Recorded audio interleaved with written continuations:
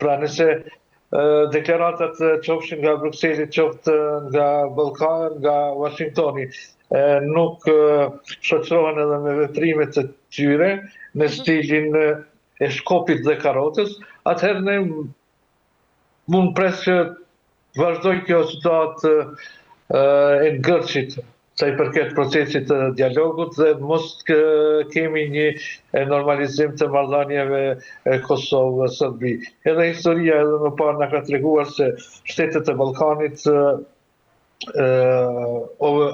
janë të dëgjueshme, nëse mund të them kështu, apo janë bashkëpunuese vetëm atëherë kur ato detyrohen ose kërcënohen qoftë me anë të sankcioneve apo edhe ndaljes këtyre financimeve nga Brukseli. Qartë.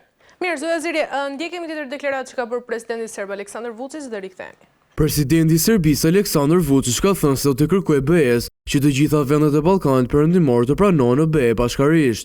Këtë deklaratë kanë dhënë nga zyra e Vučić para udhëtimit të presidentit serb për në Bruksel, ku të mërkurën do të marrë pjesë në një darkë të organizuar nga presidenti AKE, Ursula von der Leyen, bashkë me presidentin e Këshillit Evropian, Antonio Costa. Nëse pranoni 1, 2 ose 3 prej nesh, çfarë do të bëjmë me pjesën tjetër? Si do ta trajtojmë këtë? Si do t'i zgjidhim të gjitha çështjet e hapura? Ka thënë Vučić në një panel të titulluar Konkurreshmëria Evropiane në një mjedis të fragmentuar gjeopolitik, të mbajtur në forumin Beltalk, të organizuar nga Globsec.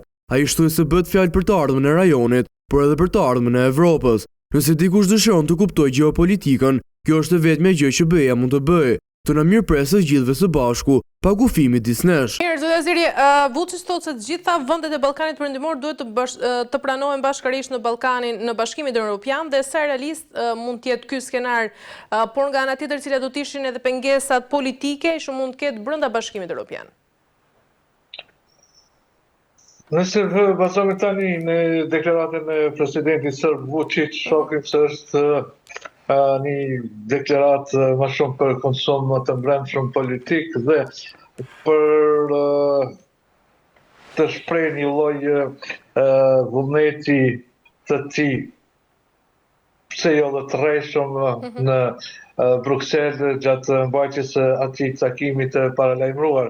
Pasi që nëse do i shtroj pyetja presidentit Vučić se kur thotë se gjitha shtetet e Ballkanit e antarësohen në blok për një herë, a do të nënkuptonte që edhe Kosova të ishte në këtë grupë në 400 ose 600 ose 500 e shteteve të rajonit. Unë jam i sigurt se ai do të thoshte jo, nuk e parashok Kosovën këtu, pasi sipas diskursit të tyre, Kosova është pjesë e Serbisë.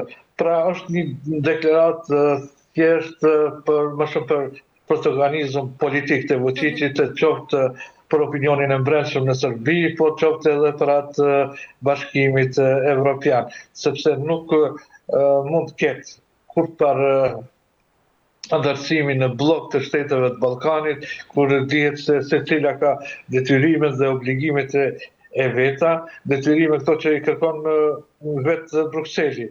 Dhe në çdo deklaratë që vjen nga zyrtarët të Brukselit, ne jemi dëshmitar se është thënë se rruga e Kosovës dhe Serbisë, pra të këto dy shteteve në veçanti kalon përmes dialogut, përmes normalizimit të marrëdhënieve të tyre mes si dy shteteve fëmijë.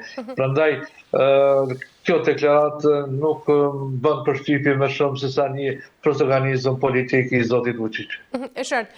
Zoti Aziri, Vučić nga ana tjetër thekson se kjo do të ndihmonte serbët, bosnjakët, shqiptarët dhe kroatët. Si mund të ndikojë gjithë kjo deklaratë? E marrim të mirëshëm pra këtë deklaratë të presidentit serb Aleksandar Vučić, si do të ndikonte në të gjithë marrëdhëniet ndëretnike në rajon? Ku mund të them nëse e marrim mirëqenë, si që thatë edhe ju, atëherë ne mund të kemi një paqetim të rajonit të Ballkanit, ku si shtete anëtare do të mund të kishim ato zërat radikal, zërat të ekstremit nacionalist që të ishim më të pafuqishëm, do të kishte një zhvillim ekonomik, një zhvillim politik, kultural, në drejtim të shteteve të Ballkanit. Megjithatë, ka rrezik që Bashkimi Evropian të fillojë të ballkanizohet. Nëse shtetet e Ballkanit do të futeshin kështu në blok pa përmbushur obligimet e tyre, pa përmbushur detyrat që janë përcaktuar nga Bashkimi Evropian, pra nga Brukseli si kryeqytet i bllokut.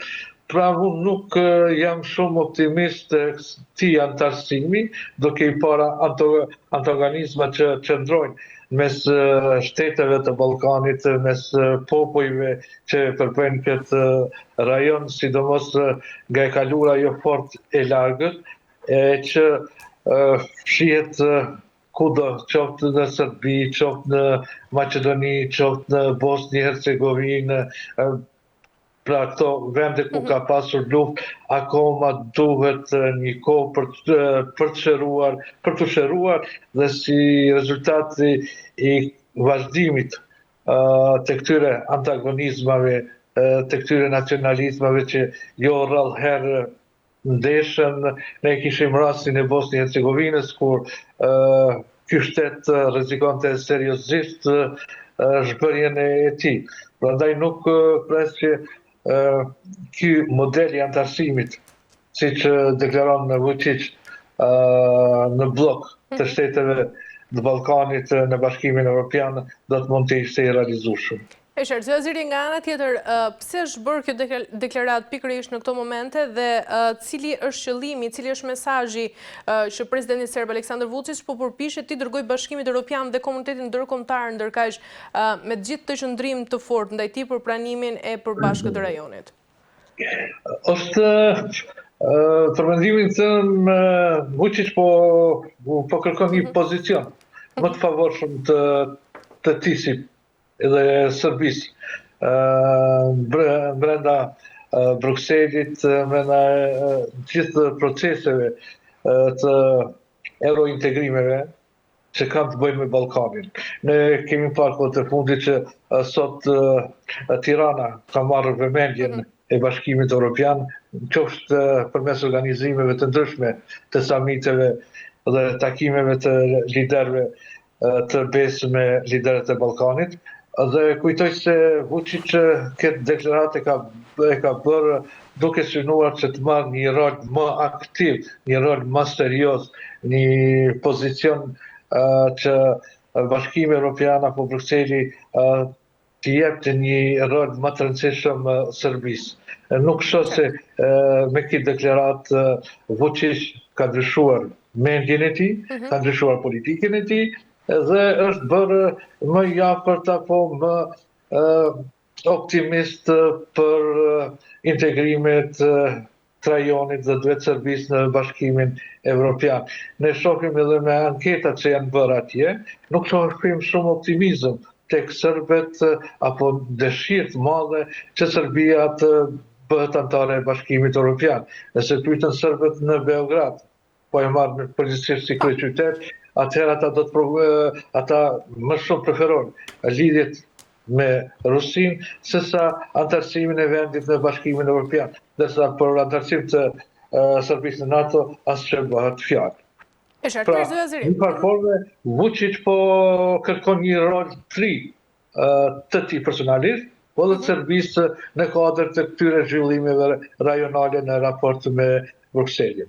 E qartë, mirë zëri, për të mbyllur pyetja e fundit, si mund të ndikojë qasja e Bashkimit Evropian ndaj gjithë Ballkanit perëndimor në pozicionin gjeopolitik të Serbisë, por sigurisht lidhur këtu edhe me rolin e saj që ka me Rusinë dhe Kinën?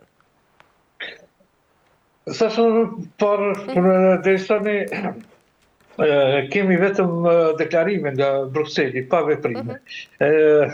Kujtoj, dhe gjithë që nga shpërthimi i luftës në Ukrainë, kur Bashkimi Evropian ka kërkuar që të gjitha vendet që aspirojnë për antarësim në Bashkimin Evropian duhet të kenë sanksione për Rusinë. Është Serbia jo që nuk ka sanksione dhëna për Rusin dhe në këtë aspekt Bashkimi Evropian asnjëherë nuk i kanë dalur qoftë ndihmat financiare përmes kredive të buta apo edhe granteve të ndryshme. Pra nuk kemi masa që deri më tani ka ndërmarrë Bashkimi Evropian drejt shteteve të Ballkanit, qofshin ato masa ndaj politikave të ndryshme karshi Rusisë, siç është Serbia që nuk ka sankcione ndaj Rusisë, qoftë edhe për regjimet, siç është ai i Serbisë që minon demokracitë të brendshme, nuk kemi pa masa ndëshkuese. Dhe derisa nuk ka masa ndëshkuese, atëherë nuk mund të themi se rajoni do të jetë kompakt, qoftë në raport me Rusinë, mbi bazat e deklarimeve të Brukselit dhe politikave që udhëhiqen në Bruksel, atëherë nuk shoh se do të kenë shumë ndikim, sidomos tek Serbia, e cila do të vazhdon të tentoj që të luajë atë lojën e dy